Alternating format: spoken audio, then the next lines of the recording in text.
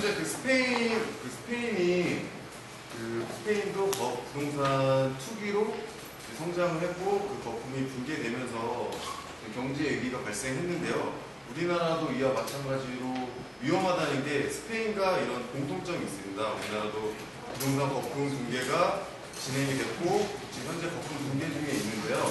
혹시 여기 참석하신 분들 중에서 오늘 주제에 대해서 궁금하시거나 뭐 하실 말씀 있으신 분은 안 계실까요? 안 계시나요? 질문 말씀. 네네네. 뭐 하시고 싶은 말씀이시나요? 질문이나. 좀 주세요.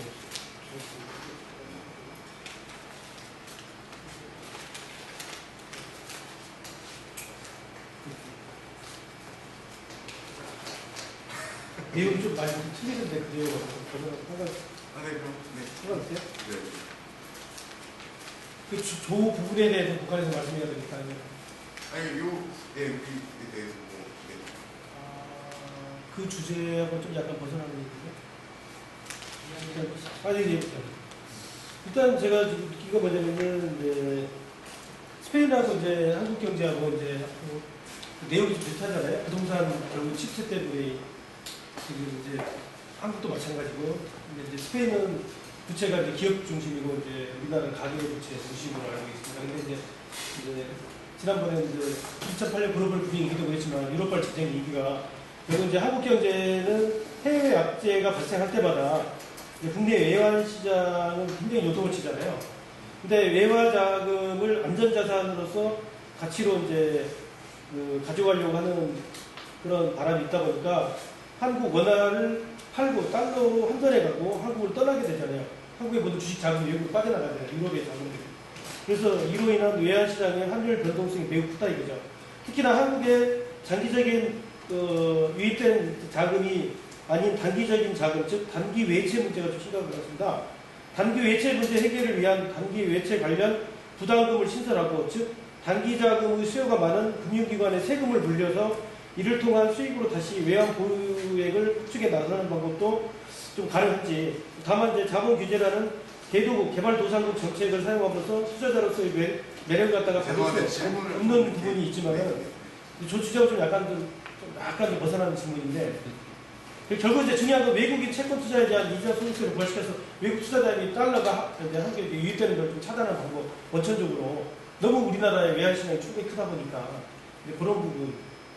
근데 지금 저 부분하고는 조금 약간 조금 떨어지는 질문이 독특한 질문이에요. 그럼 선생님께서 그러면은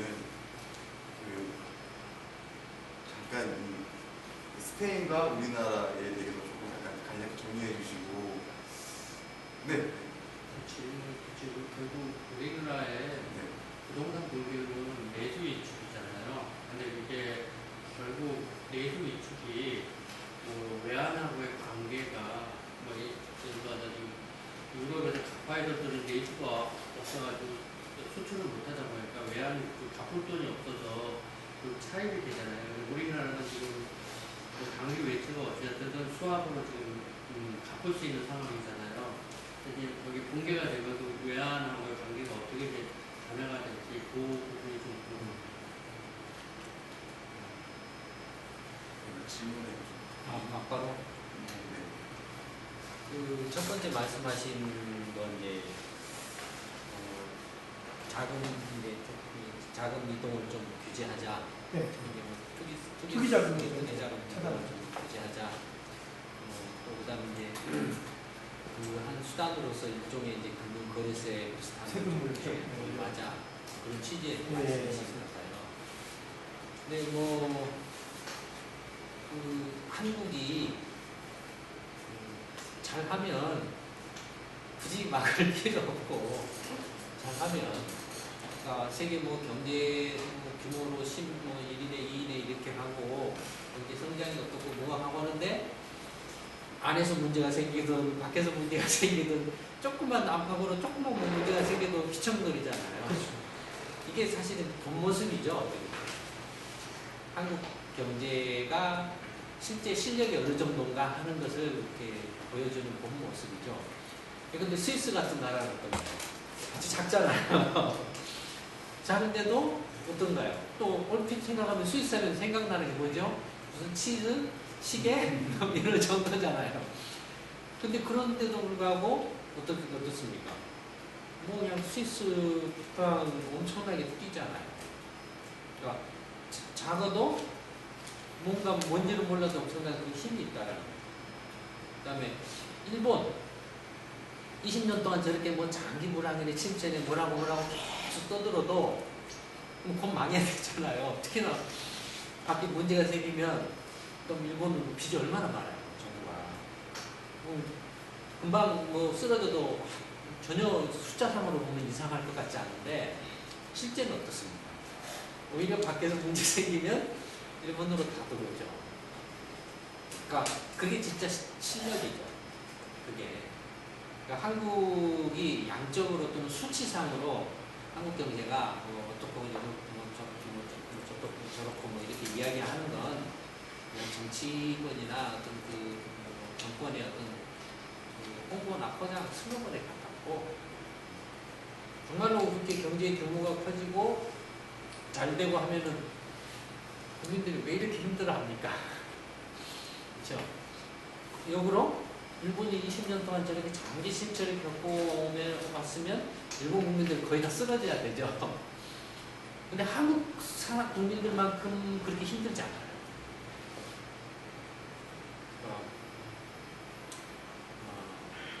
오히려 어떤 아니 막말 알기 쉽게 이야기하면 한국에서 어떻게 지지고 볶고 해봐야 뻔하죠. 정말로 돈을 벌려고 하면 주식이든 부동산이든 돈을 벌려고 하면 아니 저 무슨 꼭 삼성전자만 사야 됩니까? 뭐 현대자동차만 사야 됩니까? 미국 가보세요. 엄청난 기업들 있잖아요. 배당도 잘 주고 수익도 엄청나고 그런 데 가서 실력이 되면 돈 들고 가서 거기서 돈 벌면 되죠. 그렇잖아요. 그러니까 그 인터넷이나 막 이런저런 데서 이야기하는 그런 있잖아요. 문제 생기면 저 외국 투기꾼들 투기자본 당하는 놈이 바보죠. 실력 없는 놈이 바보죠. 그렇잖아요. 겁먹은 소리예요. 내가 무능합니다. 그런 이야기밖에 안 돼요. 그러니까 그건 절대 그 문제 해결책이 될 수가 없습니다. 문제 해결책이 규제가 안 되고 세금으로 어떻게 물론 이제 지금 그 이제 2008년 글로벌 금융 위기에 대한 이제 교훈이랄까 반성이랄까 뭐 이런 차원에서 이제 금융 특히 이제 그 투기적인 어떤 그 금융 거래 행위 이런 것에 대해서는 상당히 좀 공감대는 있어요. 규제를 해야 된다라는. 근데 그 규제하는 방법과 관련해서는 이제 좀 담론 일각이 있습니다. 주로 이제 유럽 쪽에서는 이제 금융 거래세, 토빈세 이런 것들을 이제 좀 적극적으로 도입을 하자. 또 빚도 많으니까 재정이 악화돼서 채무도 많으니까 세수도 확보할 겸 좀 투기적인 거래를 좀 줄이자, 억제하자라는 차원에서 이제 금융거래세를 주장하는데 미국이나 영국 같은 경우는 이제 세계 금융시장에서 금융산업의 어떤 주도권을 잡고 있기 때문에 거기서 돈도 벌고 이자도 많이 있고 경쟁력이 있기 때문에 이제 직접적인 그런 어떤 거래에 관련된 규제 행위는 반대하는 입장이고요. 반면에 이제 좀 미국 같은 경우는 그런 금융의 어떤 투기적인 행위 거래를 좀 규제하자는 접근 방식이 좀 다르죠. 그러니까 어떤 거래 자체에 어떤 세금 같은 그 세금을 부과한다라기보다는 거래세를 이렇게 도입하는 것보다는 오히려 이제 은행들은 본래 모습으로 돌아가야 된다. 은행이 투기적인 시세 차익을 얻으려고 빚내가지고 투자하는 것은 이제 못하게 만든다. 그런 식으로 접근을 한다든지 또 2008년에 이제 문제가 됐던 것 중에 하나가 MMF라는 게 있습니다. 일종의 이제 섀도우 뱅킹, 뱅크, 섀도우 뱅킹이라고 부르는 뭐냐면은 거의 이제 이 MMF는 다들 아시죠? 이제 돈을 이제 모아가지고 투자자들한테 돈을 받아서 그다음에 주로 채권형 펀드를 중심으로 해서 운영을 하죠. 그러니까 상당히 안정적으로 보이죠. 안정적으로 보이고 그래서 이제 뭐 손해가 날 가능성이 굉장히 희박한데 근데 이게 이제 뭐냐면은 직접 증권 상품이에요. 그러니까 증권 시장에서 이제 하는 거예요.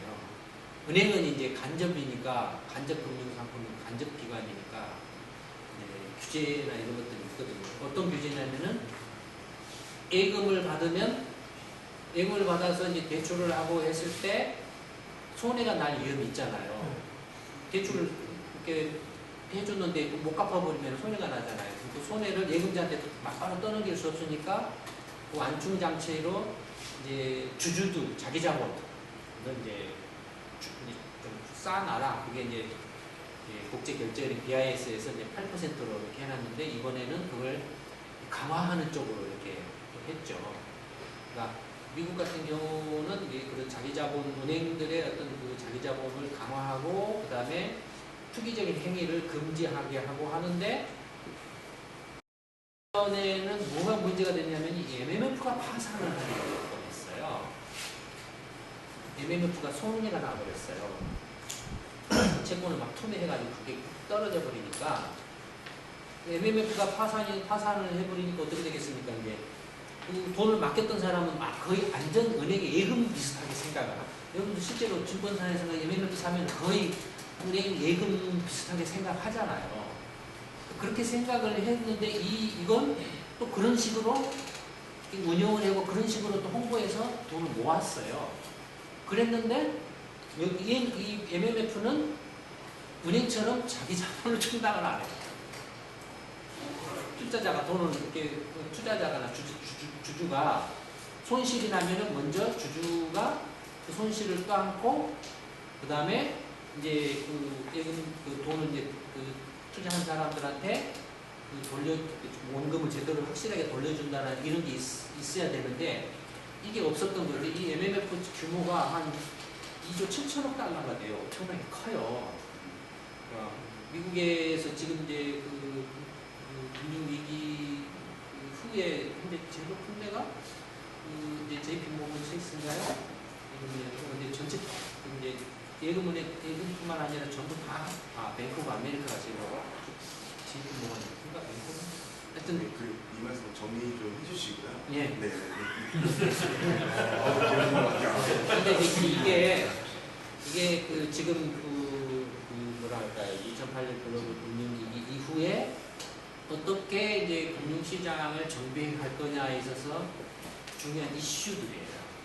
근데 이런 이슈들을 일반 분들은 그걸 몰라요. 그 다음에 또 이른바 경제 전문가라고 하시는 분들도 아시는 분들이 드물어요. 그래서 이제 MMF 같은 경우도 이제 조금 규제를 강화해야 된다라고 미국에서 그러니까 접근 방식이 달라요. 미국하고 이거하고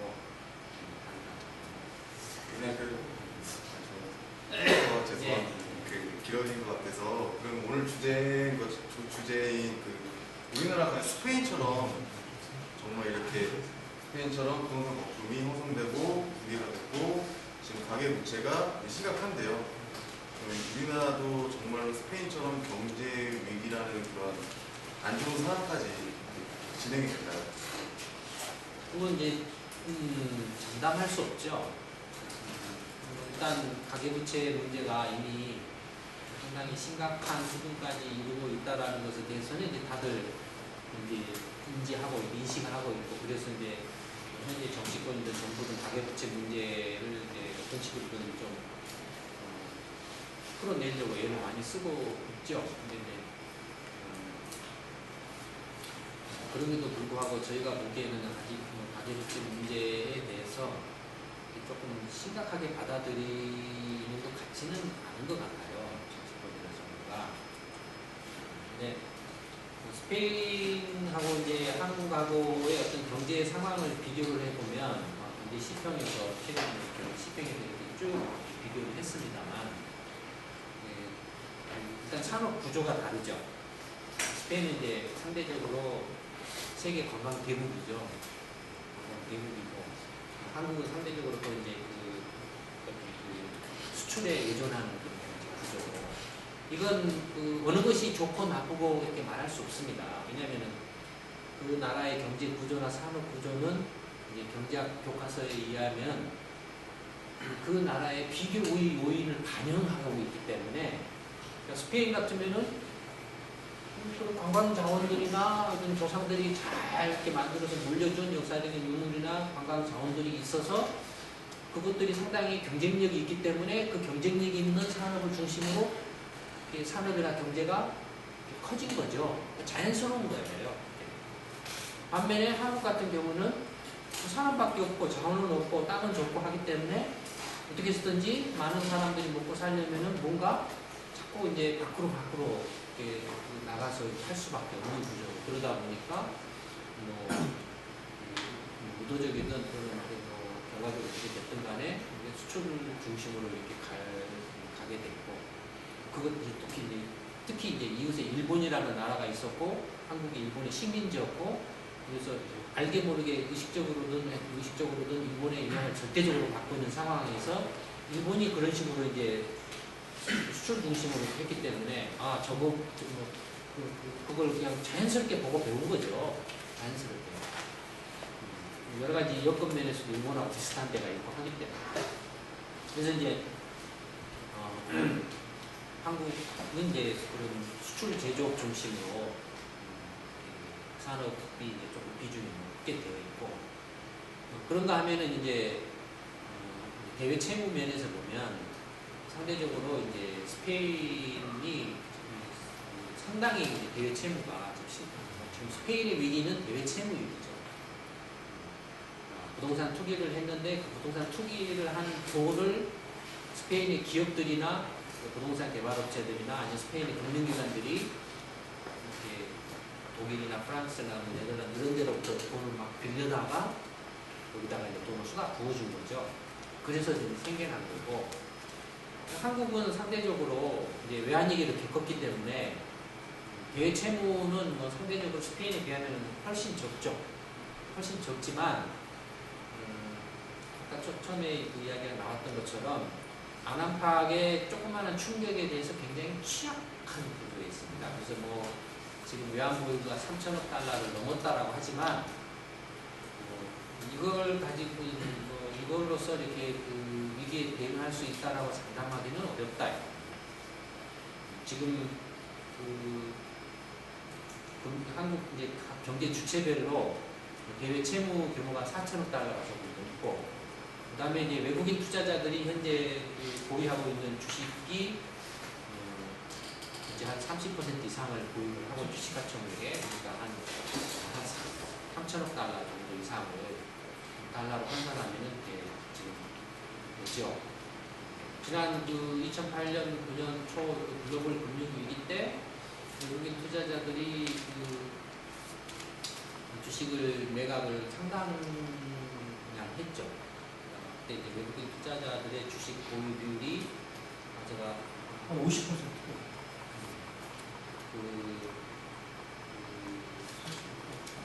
25%에서 15%로 줄었던가 그랬을 겁니다. 주식 보유수가. 그건 이제 주식을 매각했다라는 거거든요. 시가총액으로 보면은 한 350조 되는 것이 한 150조로 200조 정도 줄었어요. 그건 이제 겹쳐 있죠. 주가가 떨어진 부분과 외국인이 판 부분이 겹쳐 있죠. 구별이 안 되지만 확실한 것은 그 주식 보유수는 이건 팔았다라는 건 팔았다는 숫자는 확실한 거죠. 그게 가격으로 환산해서 얼마인지는 좀 이제 추정하기 어려워도, 그러니까 어쨌든 상당량을 팔았다라는 거거든요.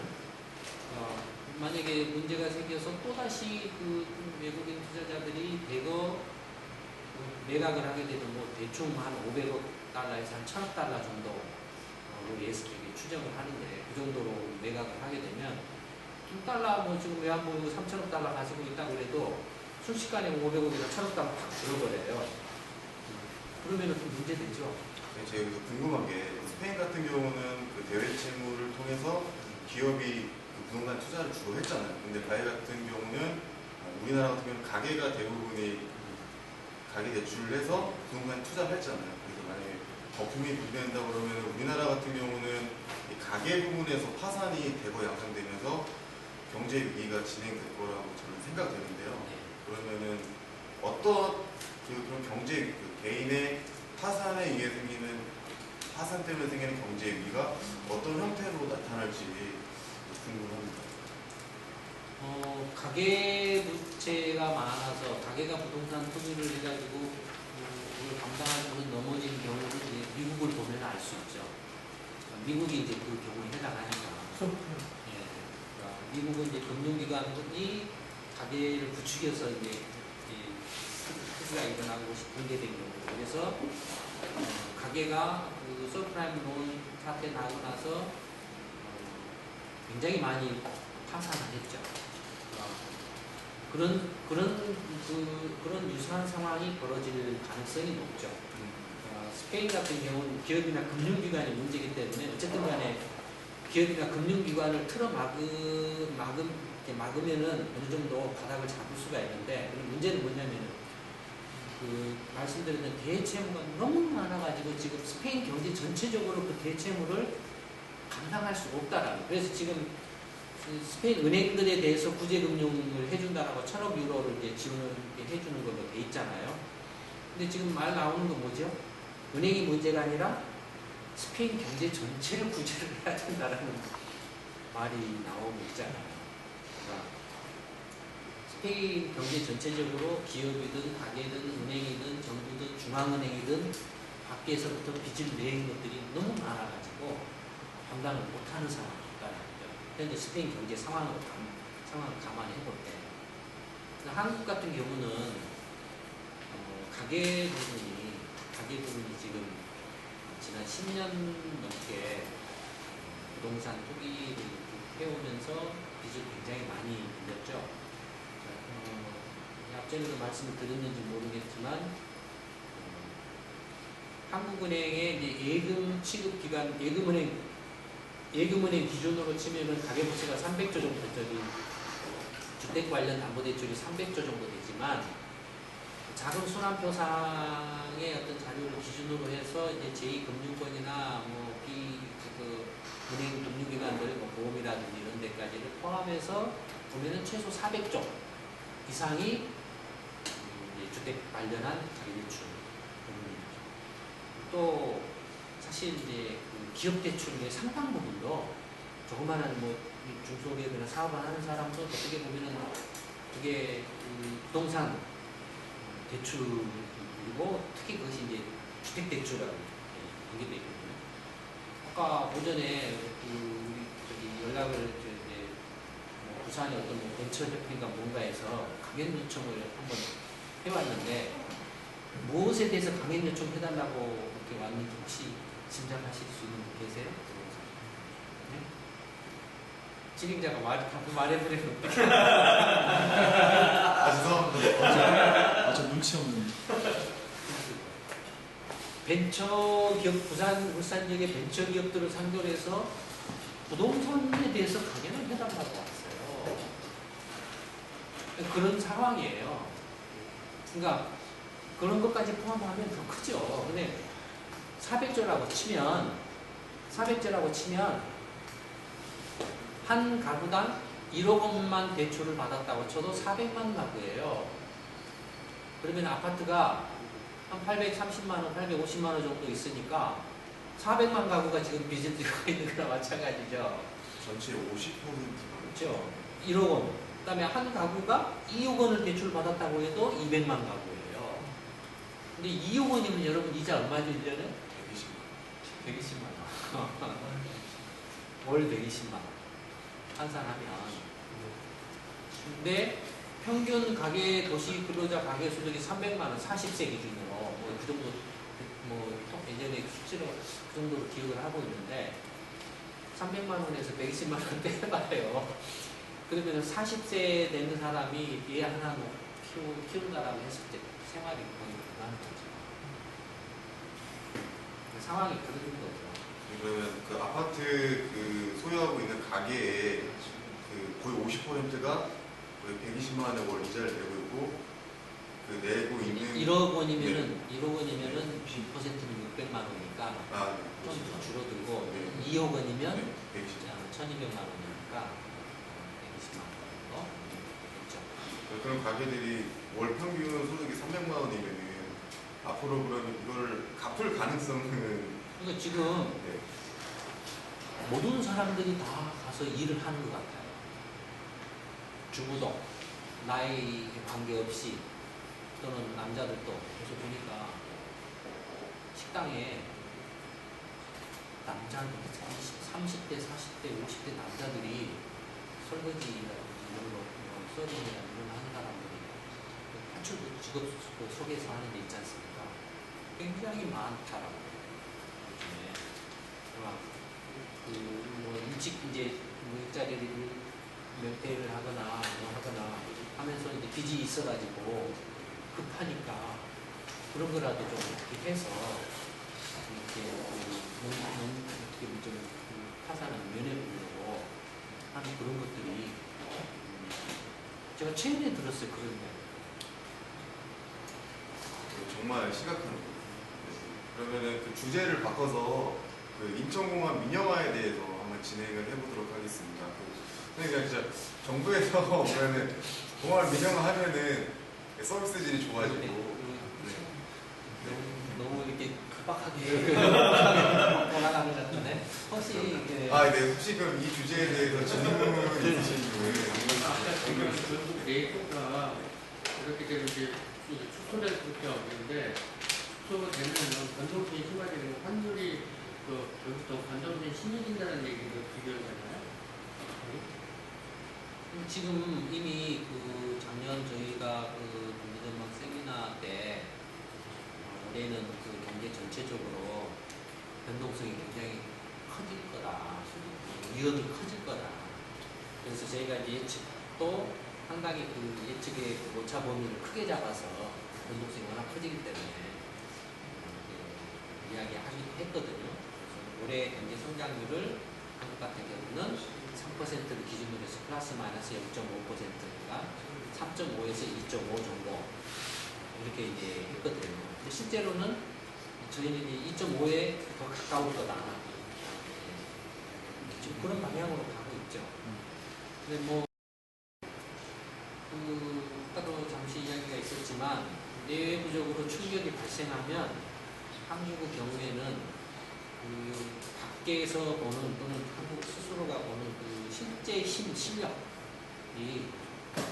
약하기 때문에 흔들릴 수밖에 없죠. 환율이 필연적으로 일만 생기면 튀잖아요. 일만 생기면. 그러니까 실제 진짜 경제력이라는 것은 위기 때 힘을 발휘해야 그게 진짜 경제적인 힘이 가는 경제죠. 그런 점에서 보면 한국 경제는 말할 수 없이 취약한 구조라는 걸 알 수가 있죠. 질문이 네. 그러니까 일반적으로 우리가 스페인하고 대한민국을 생각했을 때, 일반화하는 게 아니라 그냥 간단하게 설명을 해서 스페인 같은 경우는 관광업이 주 산업이고 대한민국은 뭐 수출 제조업이 주 산업이잖아요. 그런데 이 두 가지 모두 다 뭐 해외 불황이라든지 이런 문제들에서 굉장히 직격탄을 하는 문제들인데 지금 스페인하고 한국 상황을 비교했을 때 예를 들어 지금 그러니까 어떤 사건 때문에 불황이 직접적으로 왔을 때 두 나라의 경제 구조상으로 봤을 때 어느 쪽이 더 위험하고 취약해지는 건지 그건 조금 일률적으로 말하기는 힘든 부분인데 예.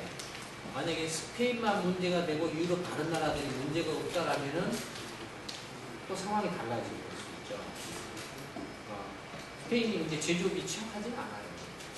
이렇게 수출도 많이 하고 있고 나름대로 상당한 그 제조업 기반을 가지고 있습니다. 상대적으로 관광 서비스 산업이 낮 경쟁력이 있다라는 거죠.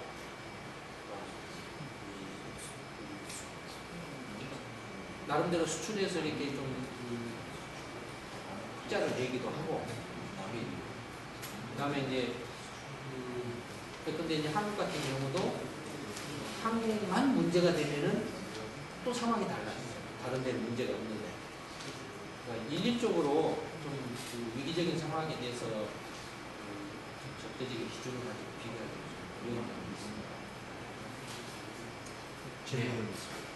그 소장님께서 오늘 말씀하셨던 것 중에 처음부터 내실에 대한 이야기를 하셨고 그런 면에서 많이 취약하다는 말씀하셨고 지금 상황이 부동산 거품이 결국에는 붕괴될 수밖에 없는 상황인 걸로 보여지는데 그럼 결론적으로 저희는 이 내실이라는 거는 단기적으로 어떻게 할 수가 없는 부분 아니겠습니까? 그러면 그 소장님이 생각하시기에 경제적인 그런 내실을 키우려면 지금 어느 부분에 투자를 해야 되고 당장에 지금 부동산 거품이 붕괴될 텐데 단기적으로 취할 수 있는 조치는 어떤 것이 있다고 생각을 하시는지 네, 상당히 좀 이제 중요한 질문이신데 단기적으로는 사실 어떻게 할 수 있는 답이 별로 없습니다. 빚 많은 사람은 어떻게 해서든 빚 줄여야 되고 그다음에 뭐 좀 소득이 좀 없는 사람은 어떻게 해서든 소득을 늘려야 되고 단기적으로 어떻게 할 수가 없어요. 이게 구조적이고 어떤 상당히 그 본질적인 그런 것이기 때문에 근데 그동안에 꼭 부동산만이 아니라 뭐 여러 가지 문제들에 대해서 시평을 통해서든 다른 것들을 통해서든 저희 연구소들이 경고를 해온 것들이 있지 않습니까? 지금까지 그 경고를 해와서 거의 안 맞은 적이 없죠. 거의 다 그렇게 됐잖아요. 그렇죠? 이건 제가 이야기하는 게 아니라 그 밖에 외부에 또 여기 오기 전에 저희하고 거의 비슷한 업종에 있는 전문 기관을 들렸다 왔는데 거기 계신 분들이 다 그렇게 이야기를 해요. 당신들 최고다. 그건 뭘 말하냐면 저희가 그 이야기를 하는 게 문제들을 이야기를 쭉 했다 이거예요. 근데 그걸 어떻게 받아들였냐면은 쟤들은 비관적이야. 근데 그것들이 결과적으로 시간이 지나면서 다 그대로 배운 거죠. 심지어는 미국에 대해서도 경고를 하는 것이 그대로 되고 유럽에 대해서도 지금 시편이나 이런 자료를 보시면 아시겠지만 어디서도 유럽의 상황에 대해서 저렇게 정확하고 정말 저런 어디서 보기 힘든 자료들을 정리해가지고 설명하고 저희가 이야기한 대로 그대로 또 가고 있잖아요. 그러니까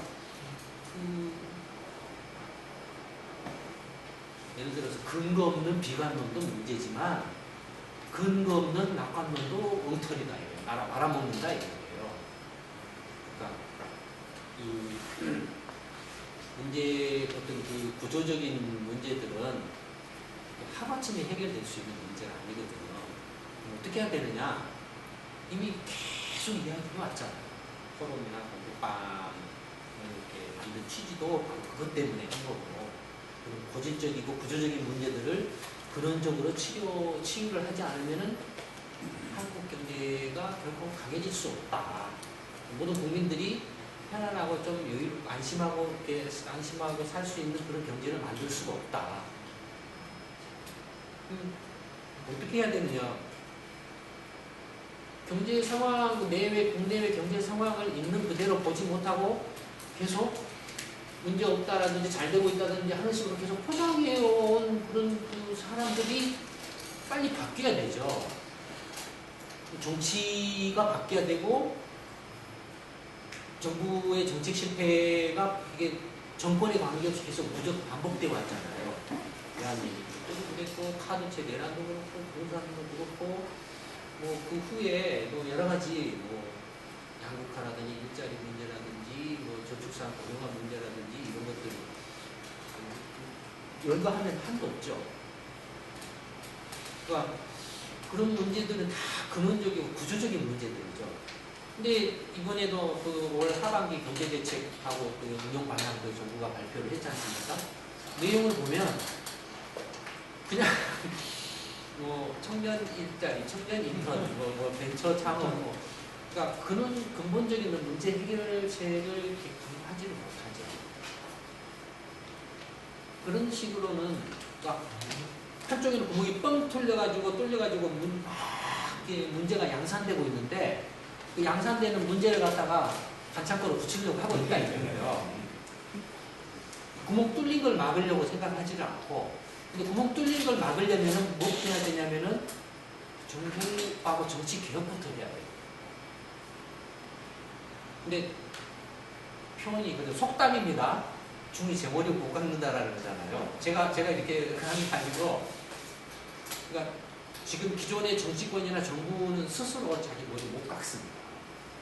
그러니까 소장님이 생각하시기에 지금 상황에서는 어떤 경제적인 정책들은 다 가능성이 없어 보이고 오직 정치 권력 교체만이 유일한 대안으로 보이신다고 정리해도 될까요? 네. 지금 첫 단추는 거기입니다. 지금 봐보세요. 선거 지금 총선 한 지가 언젠데 지금도 일반 국민들은 죽겠다고 아우성 치는데 정치권 하는 거 봐보세요. 지금 뭘 하고 있죠?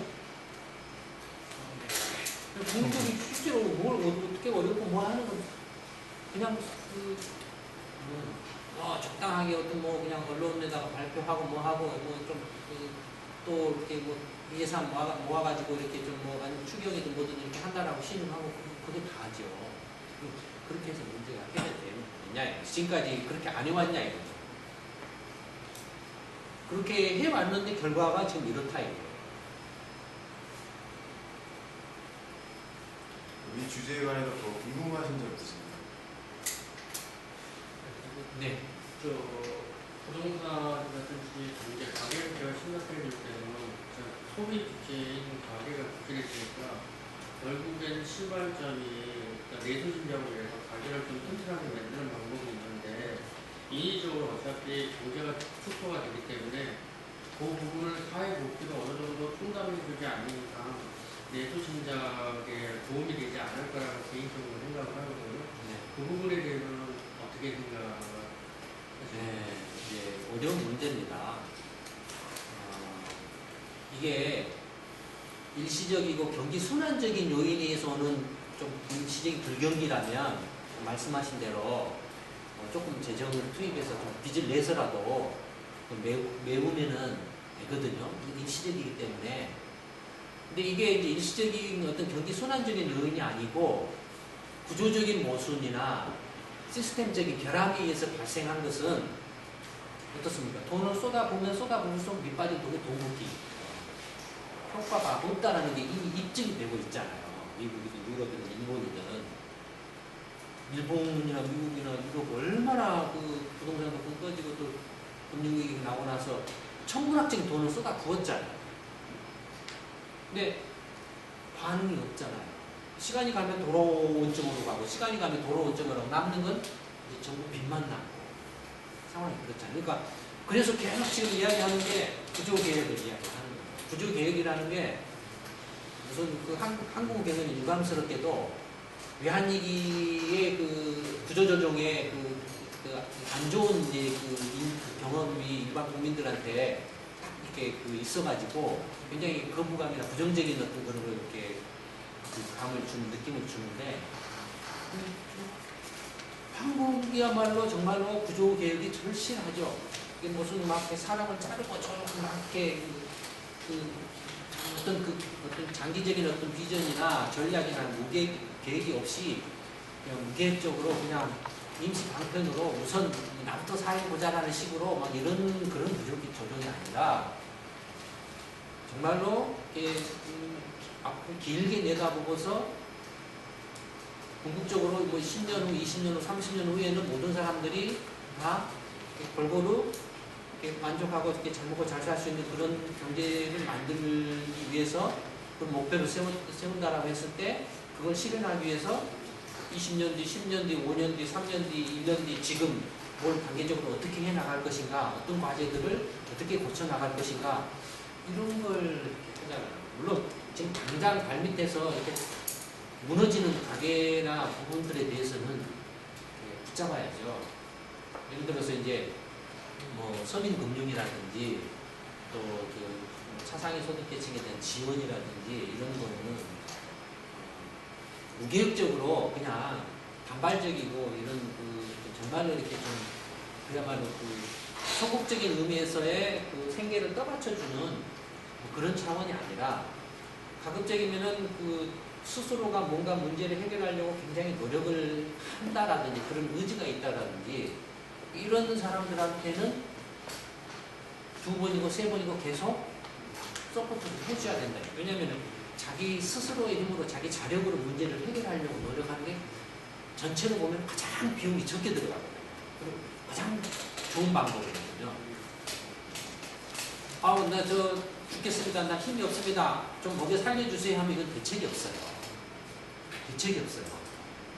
그러니까 가급적이면은 끈을 놓지 않도록 만들어주는 거죠. 자, 낭떠러지 절벽 끝에 서 있는데 끈을 놔버리면 다 떨어지잖아요.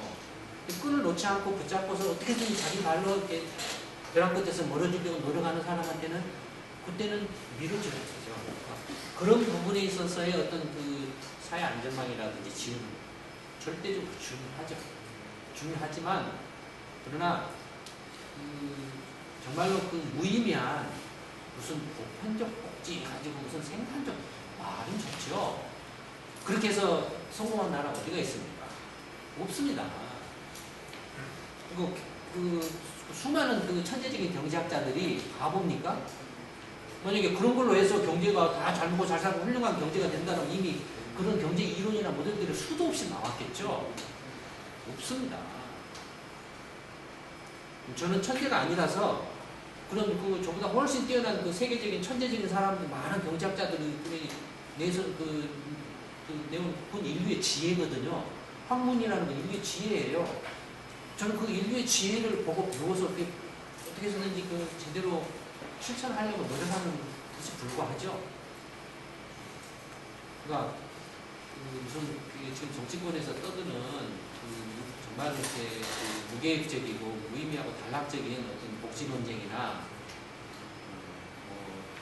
그런 이야기들은 민주화나 이런 이야기들은 오히려 개인적으로 볼 때 위험하다고 생각합니다. 선생님 말씀, 네. 저는 여기 그 우리나라 헌법을 제가 그래서 봤어요. 네. 경제 민주화.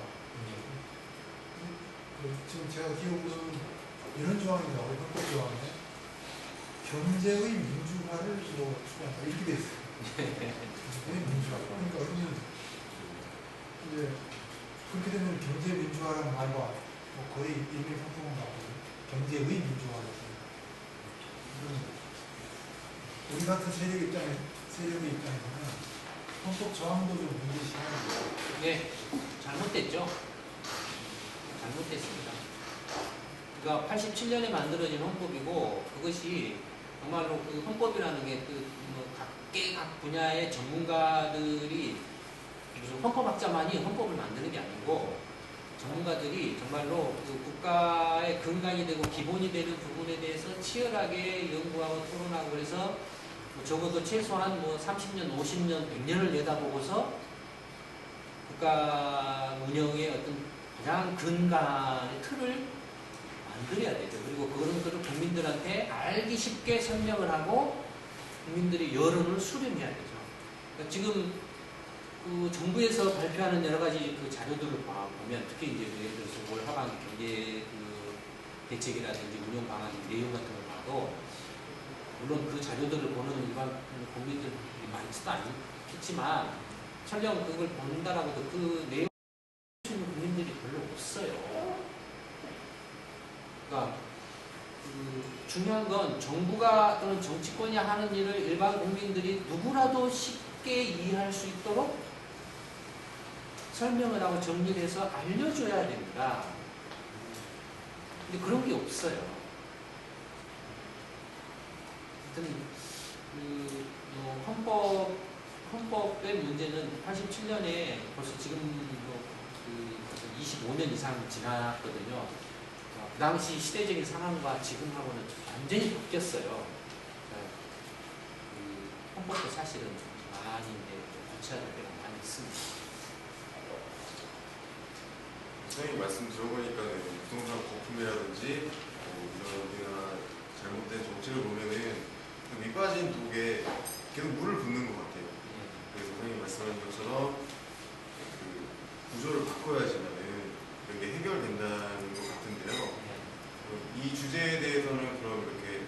마무리를 짓고요. 그러면 다음 또 얘기할까요? 또 얘기할까요? 이 주제에 관해서 뭐 부동산 뭐 우리나라 스페인처럼 될 것인가 주제로 진행을 할까요?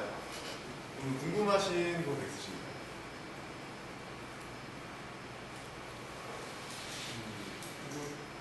오늘은 아예 시간이 좀 애매하니까 지난주에 그 녹음하셨던 그 팟캐스트에 대해서 얘기를 못했으니까 아예 그쪽으로 한번 그 얘기를 아예 듣는 게 좋지. 저번 주에 무슨 내용으로 저번 주에도 스페인 경제에 대해서 얘기했어요. 부동산 분위 같은 식으로. 스페인을 보고 한국어 배우자는 거, 우리가 한국 사람이잖아요. 그러니까 한국에 내가 지금 현장에서 벌어지고 있는 직업전선에 벌어지고 있는 거를 예측하기 위해서 공부를 하는 거거든요. 그러니까 단적인 예로 전말하고 과연 지금 뭐냐면 더 투자를 해야 되냐 말아야 되냐 그런 이제 전망이에요. 그게 이제 도움되기 위해서 모든 사람이 듣는 거지 스페인 어떻게 그게 나오고 그런 상황이니까 간단히 얘기해서 참조를 하자는 건데 좀 더 또 우리의 상황 부동산이라든지 내수라는 데서 좀 더 집중적으로 좀 설명을 해주시는 게 더 주제에 맞지 않을까 생각이 들어서 그 건의는 드립니다. 근데 제가 하도 이렇게 하는 것이 많다 보니까 하나를 하고 나면 그걸 빨리 잊어먹어야 다음 걸로 넘어가거든요. 그러니까 그 습관이 돼버렸어요. 그게 지난주에 분명히 이야기를 했는데 뭘 이야기를 했는지 지금 까마득해요. 그러니까 다시 상기를 시켜주시면 이제 그 말씀을 드릴 수가 있죠. 근데 이제 그 어제 그 시평이나 이슈 보고서 그런 이제 그 이야기가 같은 게 역시 이제 유럽 쪽 이야기인데 한국 이제 이슈 보고서는 한국 쪽 이야기죠.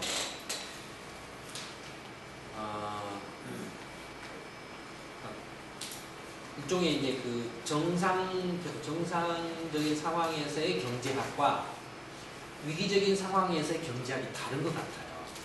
지금의 경제학 교과서는 경제학 이론들은 대부분이 물론 케인즈 경제학 같은 경우는 이제 위기 상황에서 나오긴 했지만 주로 그것이 이제 재정에 초점을 맞췄죠. 재정 사업에.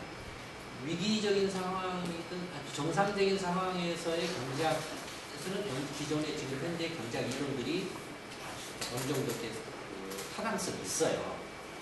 위기 상황에서는 지금 현재 경제학의 좀 한계점들이 좀 드러나는 것 같아요. 대표적인 예가 뭐냐면, 이제 경제가 나빠지면, 그러니까 경기 순환적인 차원에서 경제가 이제 그렇게 하강하고 불황기로 들어가게 되면은 경제가 나빠지니까 금리를 낮추면 금리를 내린다라는 거죠. 그 경기 부양 효과가 있다. 어떻게 경기 부양 효과가 있냐면은 금리가 내려가니까 이제 자금 조달 비용이 저렴해져서 사업성이 없었던 것도 이제 그만큼 이제 금리가 떨어진 만큼 이제 사업성이 이제 생겨나서 투자가 늘어날 수 있다. 투자가 늘어나면 당연히 일자리도 늘어나고 일자리가 늘어나면 소득이 늘어나고 뭐 이런 이제 전통적인 이제 경제학의 교과서적인 이야기가 이루어지죠. 그런가 하면은 또 개인 입장에서 보면은 금리가 내려가면 은행에 예금을 했던 사람이 내가 몇 푼 이자 받는다라고 은행에 예금을 해? 이거 차라리 지금 써버리지 라고 이렇게 소비를 늘린다는 거죠. 이게 이제 기존의 경제학 교과서의 이론의 이야기예요. 근데 위기 상황에서는 사람들이 어떻게 반응을 하냐면 그 정상적인 상황에서 반응하고 다른 것 같아요. 위기가 발생했어요. 금리가 몇 %까지 내려갔어요. 그러면 어떻게 할까요? 그 이자가 하나도 없는데 내가 예금을 해서 무슨 소용이야? 다 써버리지 하고 다 쓸까요? 어떤 행동을 보이죠? 일본은 마이너스라도 그냥 예금 비싼. 위기 상황에서는 위기 상황에 사람들이 어떻게 생각하죠? 뭘 제일 걱정하죠? 미래에 대한 불안. 네. 앞으로 어떻게 될 것인가? 미래에 대한 불확실성이 더 훨씬 커지죠. 지금 현재 시점에서 내가 합리적으로 금리나 이런 걸 따져가지고 합리적으로 이렇게 행동하는 것보다도 이 불안 또는 위험에 대해서 극단적인 반응을 보여요. 어떻게 반응을 보이냐면은 이자가 0%라고 해도 이자가 하나도 없으니까 이제는 저금을 더 해야지. 그래야 내가 이제 나중에 문제 생겼을 때 버틸 수 있지. 이렇게 생각한다. 그러니까 원래 중앙은행이 금리를 내리는 것은 은행에 예금하지 말고 찾아 쓰세요. 소비하세요. 그래서 경기를 이렇게 살리려고 하는 취지에서 한 건데 은행에 예금한 사람들이 돈을 찾아서 소비를 하는 게 아니라 있는 돈 없는 돈 더 모으고 소비도 줄여가지고 더 저금을 해요. 더 예금을 해버린다. 그런가 하면은 빚 있는 사람은 어떻게 하나요? 빚 있는 사람. 어쨌든 빚을 갚아야 되잖아. 왜냐하면 위기가 발생했을 때는 어떻게 합니까? 빚 있는 사람은 빚을 갚을 능력이 없을 거 아닙니까? 빚을 갚기가 힘들 거 아니에요. 그렇지만 어떻게 되죠?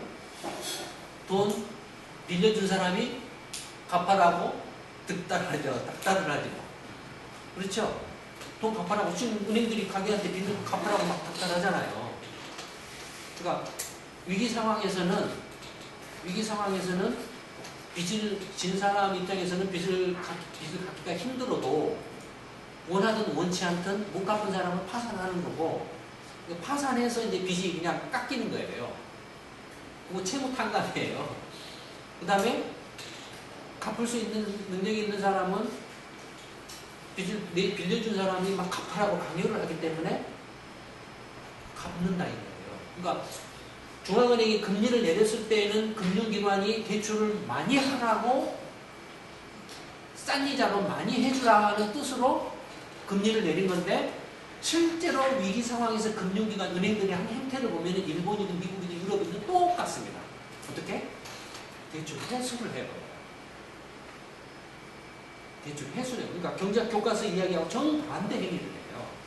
그러니까 위기 상황에서는 그 위기에 대해서 불확실성, 위험에 대해서 극단적인 그 반응을 해요. 아주 그걸 최우선으로. 그러니까 이자가 0%, 금리가 0%니까 내가 여기다가 마진을 2% 붙여가지고 대출을 2%로 해줘도 그럼 기업 입장에서 보면 급하니까 이제 돈이 돌아야 되는데 돈이 없잖아요. 막 빌리고 싶어도 안 빌려줘요. 은행들이 안 빌려줘요. 왜냐하면 위기 상황이기 때문에 금리가 싸고 비싸고를 떠나서 잘 빌려줬다가는 망할 가능성이 높다. 내가 빌려준 돈이 부실화될 가능성이 높다. 그러니까 어떻게 하냐면 기다려버려요.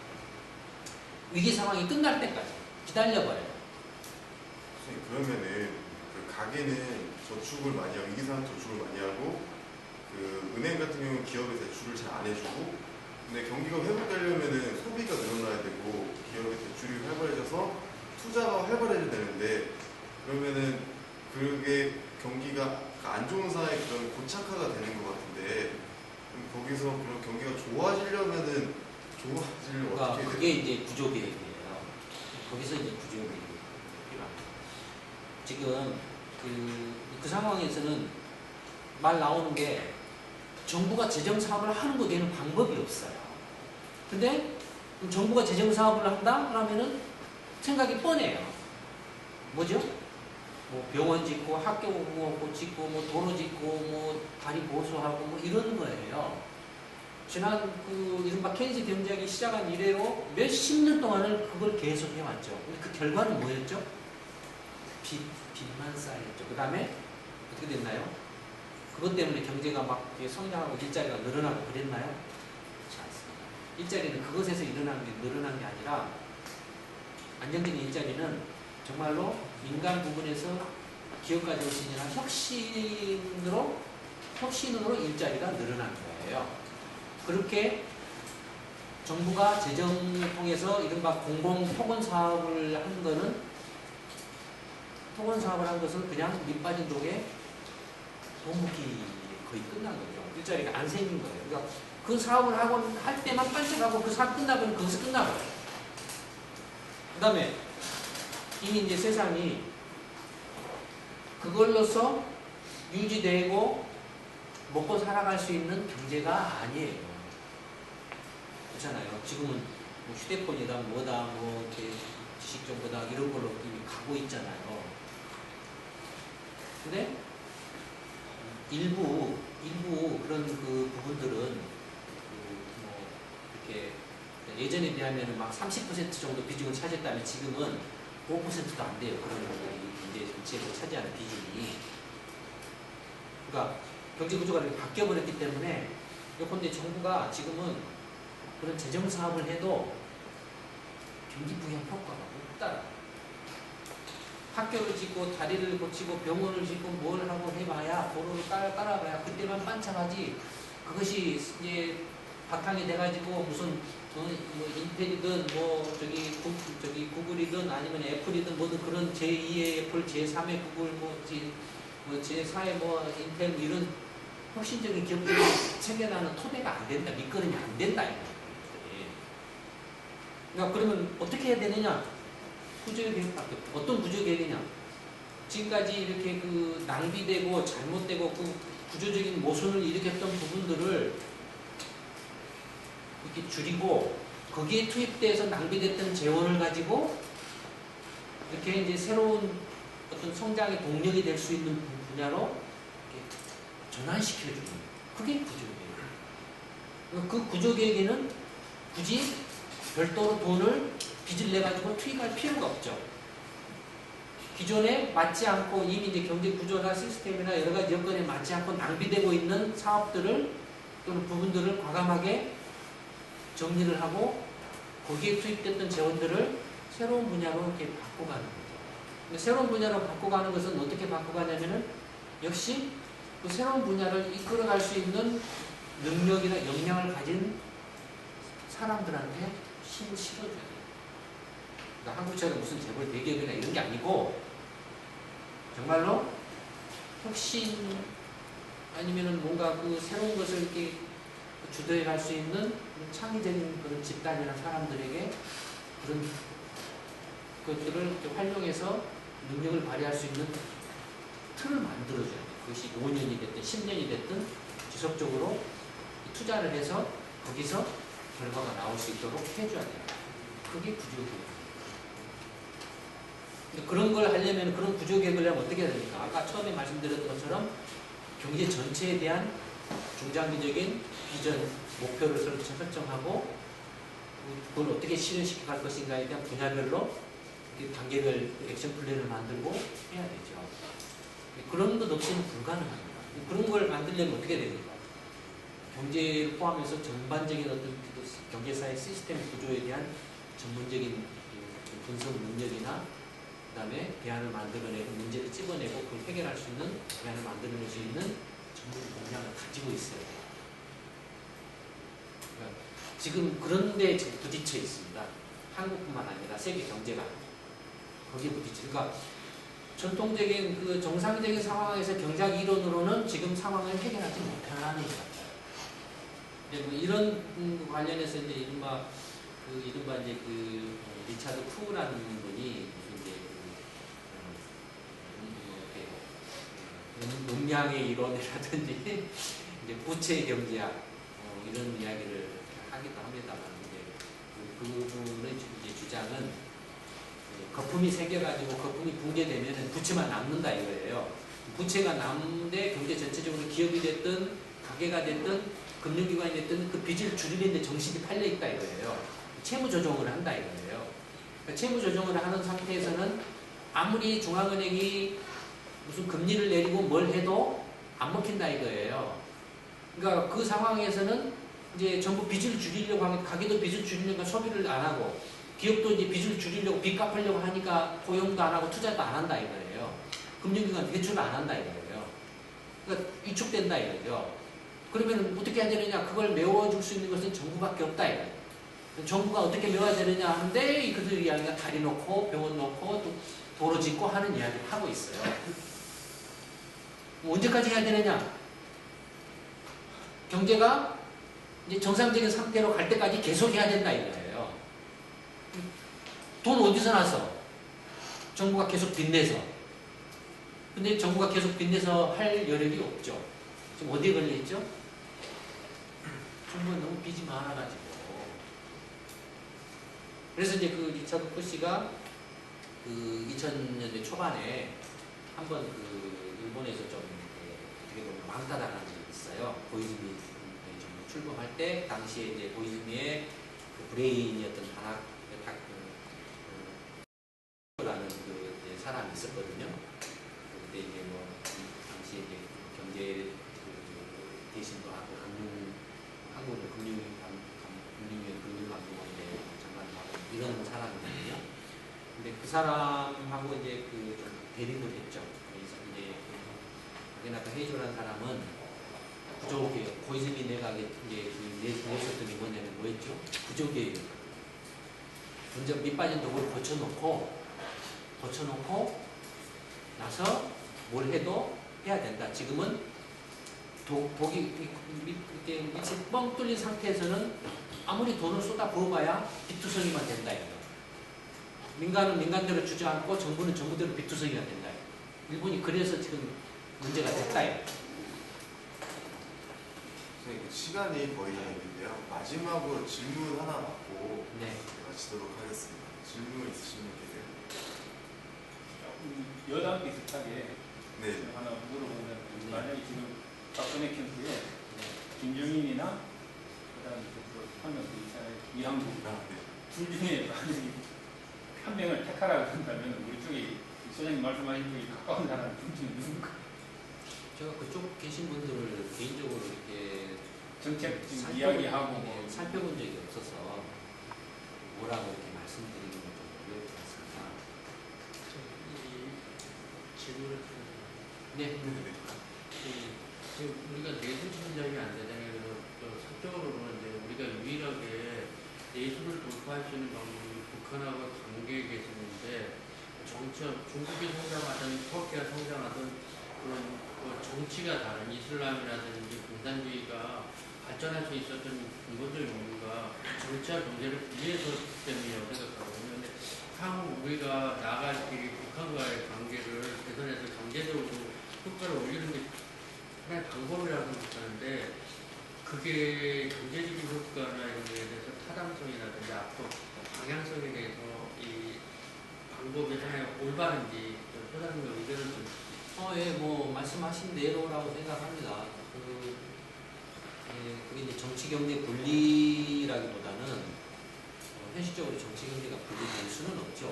그런데 이제 중요한 건 실익 외교죠.